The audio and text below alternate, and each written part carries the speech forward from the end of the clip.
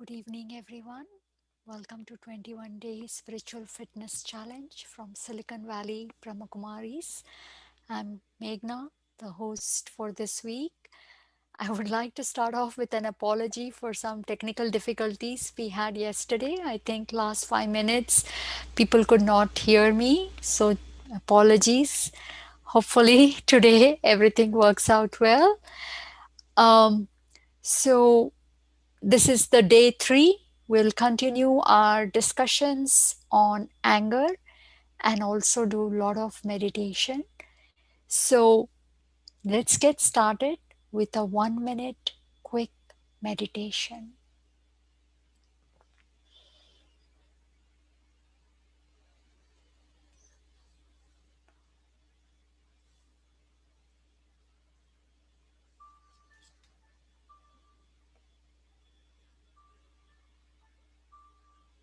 Let's take some deep breaths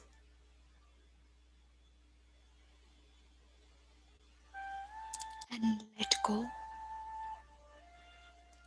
of home, work, emails, people. Let it all go.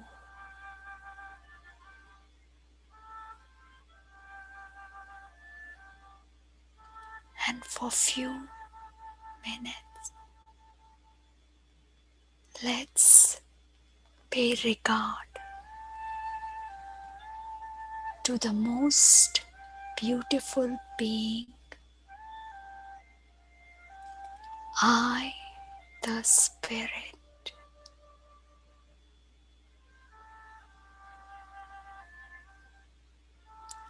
I am a pure, peaceful, and a loving being. Everything about me is special, divine, and angelic. I am an extraordinary being.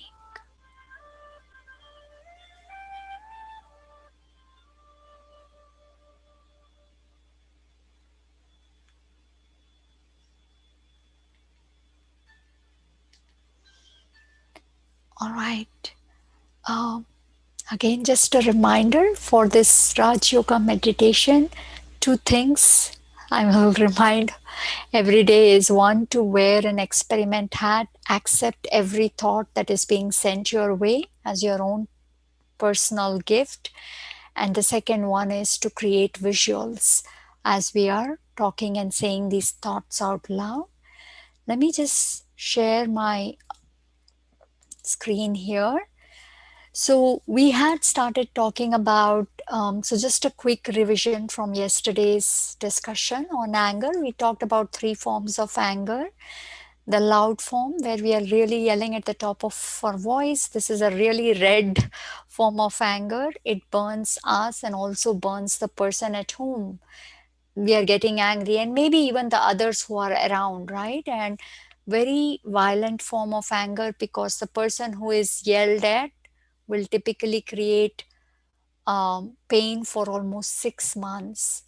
Then there is a silent form of anger. This is the other person might not know that we are angry at them, that we are holding a grudge against them, that we are extremely jealous about them, right? So this form of anger is a black form of anger, still pretty violent, because the other person doesn't even know when we are plotting violence against them and we might just attack them. The last form we talked about was a royal form of anger, which is basically looking for excuses to control others in the name of authority, in the name of duty, role, and so on, right?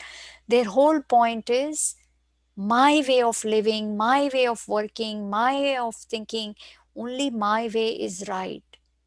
And if you don't agree, means you're not respecting me. And if you're not respecting me, I am angry. So we are literally looking for either respect or literally saying, meet my desires. Otherwise, if you don't meet, I feel disrespected or I feel you're taking away my happiness. And so these were the three forms. And then we also talked about, is anger ever useful, essential, justified? And what we had talked about yesterday is, as long as we think something is essential, needed, useful, then we, the business like people, will keep using it. And anything that we use will grow in us, right? It's our design. Any action that you do repeatedly, it becomes a habit. And if that habit is used in many spheres of life, it becomes a deep personality trait. So my way of living becomes control people by yelling at them, right? So now, again, what one other point was, we're saying I'm trying to fix the wrong thing, but is anger the right thing? How can a wrong emotion fix something wrong? Right? You need a positive emotion, a right method to fix something wrong. When anger itself is wrong, how can it bring any right change? So, this was what we talked about yesterday. Today, just wanted to cover the damages that are caused by anger. This picture itself is talking, saying a loud message, the violence, the kind of force and temper we feel inside of us that we can hit a wall and break it. That, that violent our anger can be, literally. So, in such kind of a emotion, relationships are automatically very, very strained. Imagine yelling at your child for their small, small mistakes or for them not obeying you. Now, this child is automatically very scared of you, will not feel protected under you, will be worried, what do I, if I do something, I might get yelled again. So there is no love in that relationship. It is completely strained. We are putting others down, giving them a lot of pain. It is again a very negative action and later leads to lot of repentance. I shouldn't have said that. How could I hurt someone like that, right? So, and this repentance takes away a lot of our energy, our happiness, everything. Body health, high blood pressure, one of the top reasons is holding on to anger, resentment inside of you. Every cell of the body gets damaged when we are boiling in anger. The blood cells don't reach, the blood doesn't reach every cell. So it is very, very damaging to our health. Things like fever, cold, we can easily see the symptoms. So we then start taking care. Things like anger, they are doing inner damage to our organs. And we don't realize it. And suddenly one big issue crops up. And then we realize, oh my God, what is happening? Maybe it is heredity, maybe it is this. But every mental thought has a huge impact on our body. Psychosomatic diseases, the effect of psycho, the soul, the mind on the body. We feel isolated if we are a person who gets angry because nobody wants to socialize with us. A person who's getting so mad is boiling. How could you do that? You shouldn't have done that. This is not the way to do it. If I am thinking like this, mad, yelling at someone, I am in no position to make any kind of good judgment call or decision. And how essential is decision making?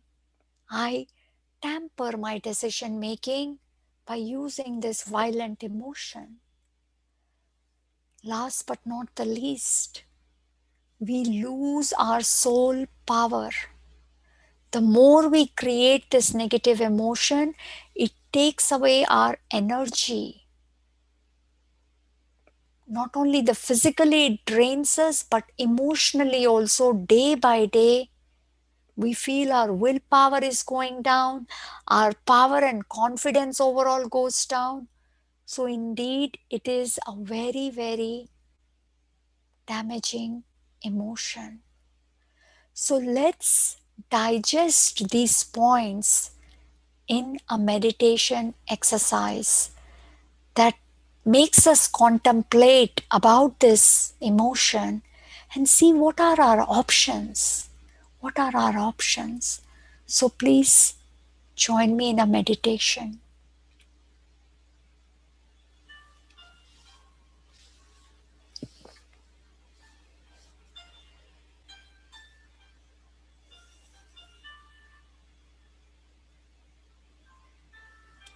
In the journey of life, I, the Spirit, has been traveling,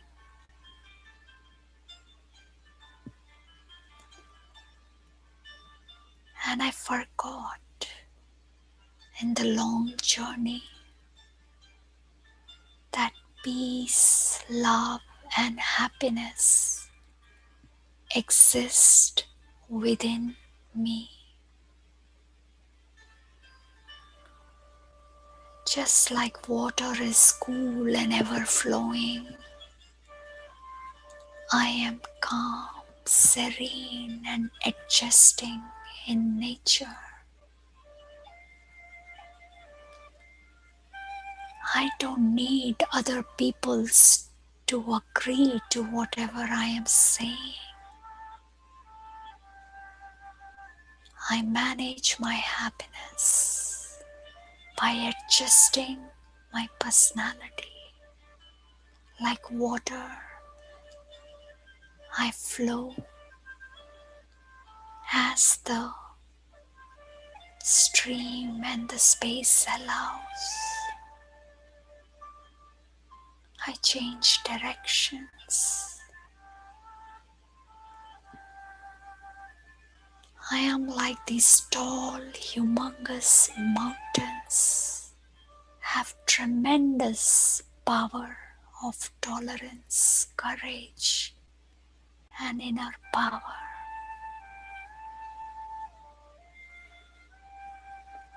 Even when difficult people come in front of me, I have the mountain-like tolerance to remain patient, calm, and not shake emotionally. I am tall and firm in my emotions like the mountains. I refuse to disturb my internal being because of external changes.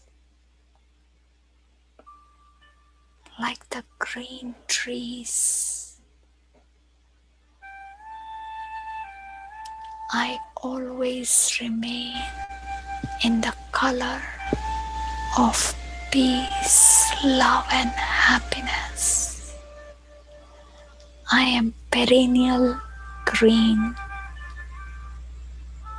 ever peaceful, loving, and happy. I am a wise being, and I am my own best friend. I understand that anger harms my relationships, ruins my physical health, shakes my confidence, takes away my inner power.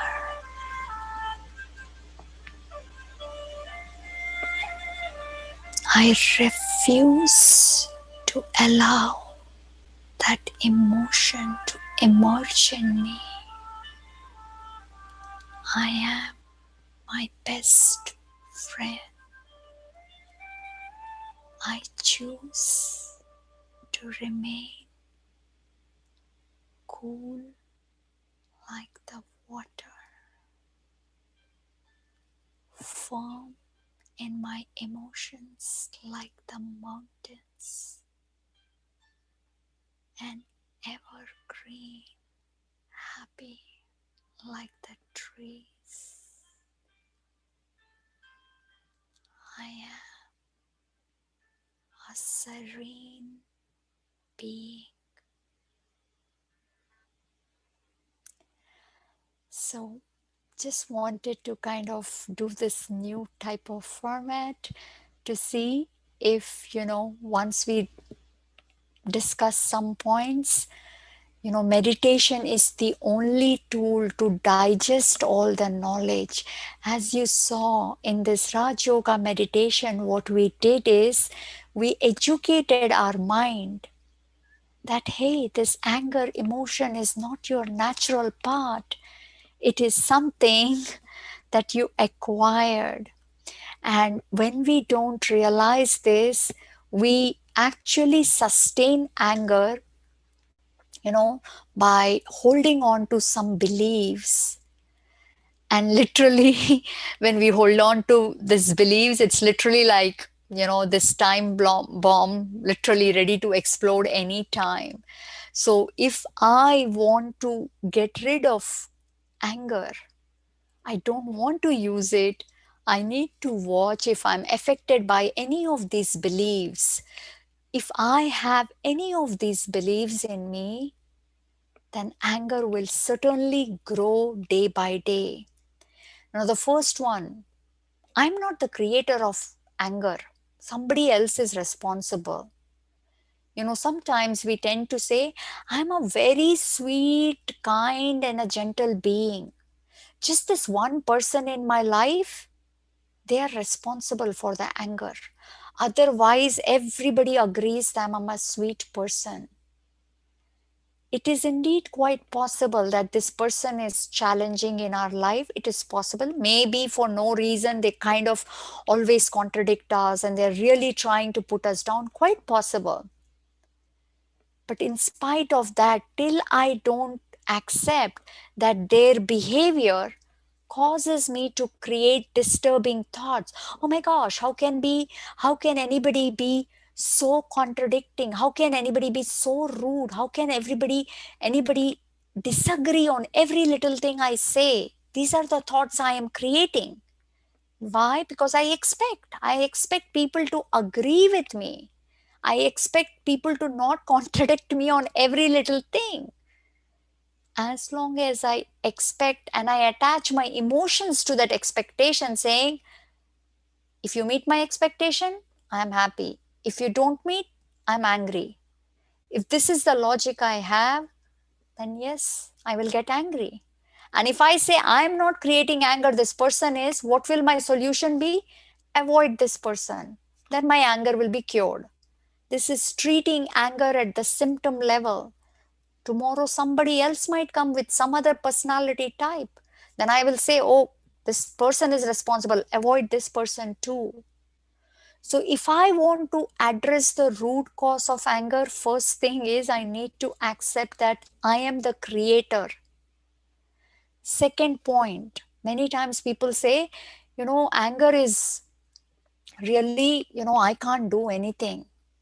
My parents, my grandparents, my great grandparents, and even their parents, till the 10th generation, everybody got angry. It is literally in my blood, almost as if till I don't have a blood transfusion, this anger will not go away. But really, anger is not something which is physical. It's an emotional thing. Yes, if I've been brought up in an environment where anger was very prevalent, yes, I might have acquired it in that environment. But it is in my blood. It is basically saying I can never get rid of it. It is part of me. If I say it is part of me, then yes, I am a being whose natural quality is peace because that is what makes me comfortable.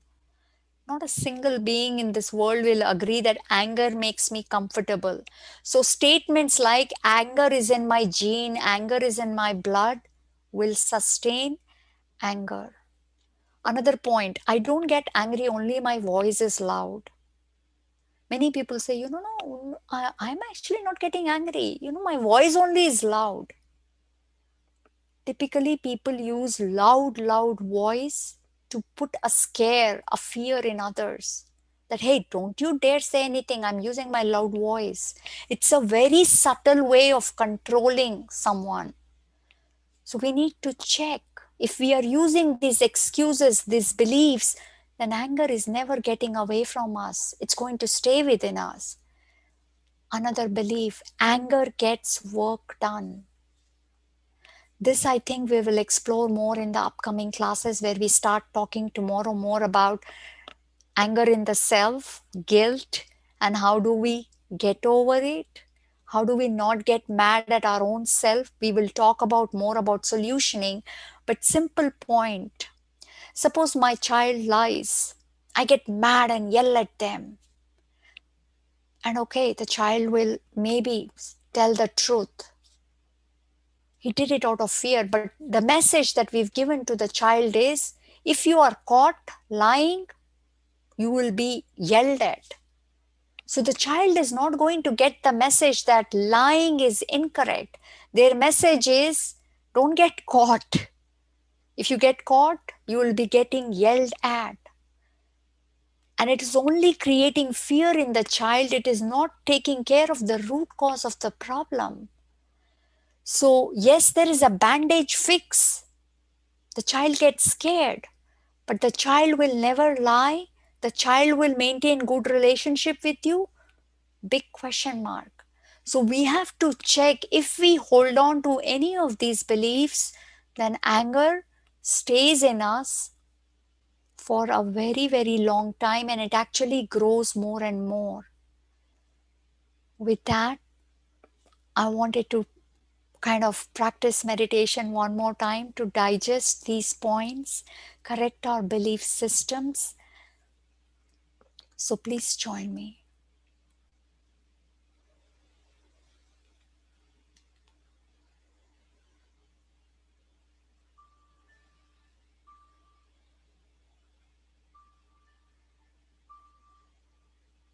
Sitting in front of a beach, watching the sunrise, gentle breeze, cloudy skies. Everything is so beautiful.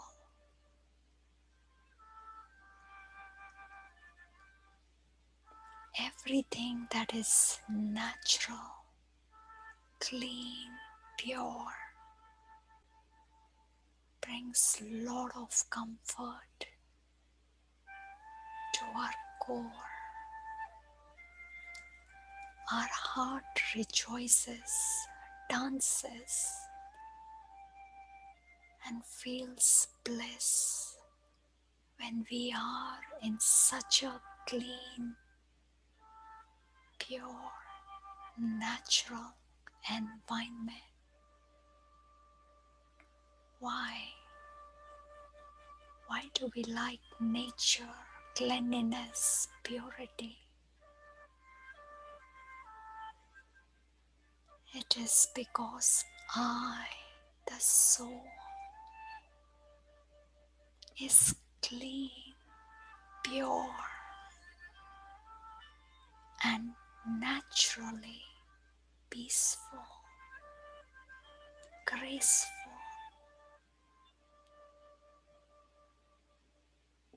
Nature is only reflecting my personality.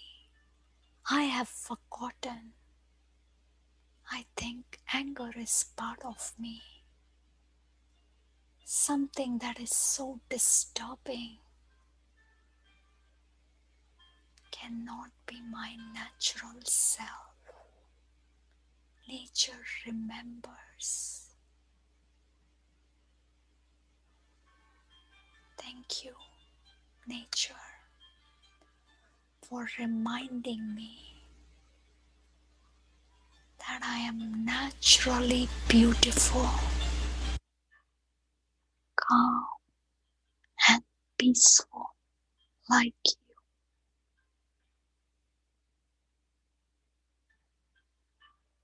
In the journey of life,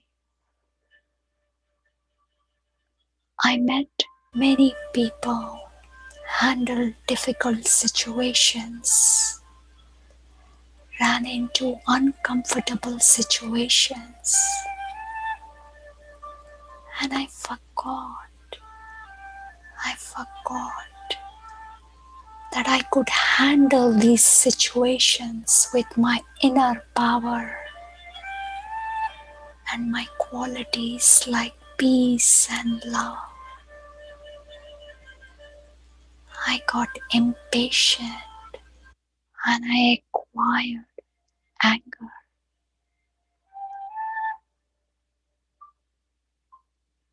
I saw a temporary relief when I got angry.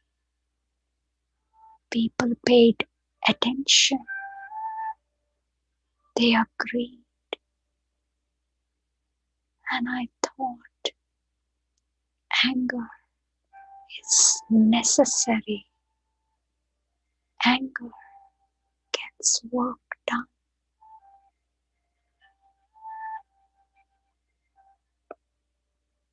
Now, when I reflect,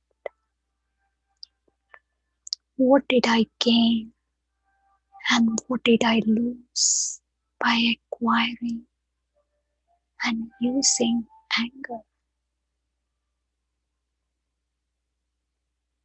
I got some short term work done. I got some people to respect me externally. What did I lose? I lost my most precious treasure, my peace. I lost my ability to love and respect people, accept them as they are. I lost my ability to forgive people. I lost the health of my body. I lost few relationships. I lost sleep in repentance.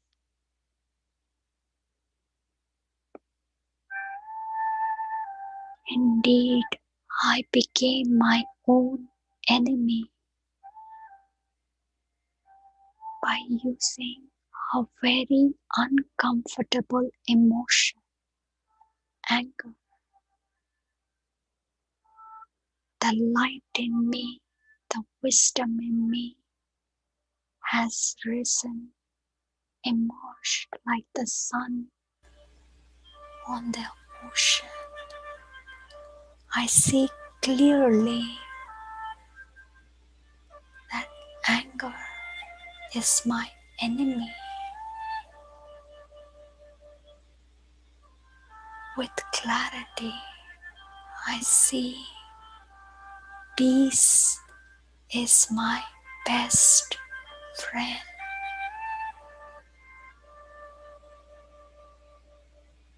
The clouds of anger are slowly fading away, and I see with full clarity the inner being that is completely calm, serene, peaceful, and loving.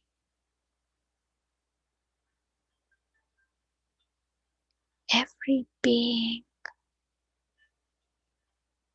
in this event is filled with peace and love. Every being in my city is filled with peace and love. Every being in our world is filled with peace and love. Thank you, my dear God, for making me peaceful and giving me a beautiful life. Thank you, everyone, for joining me today. I'll see you again tomorrow at the same time. Hope you have a wonderful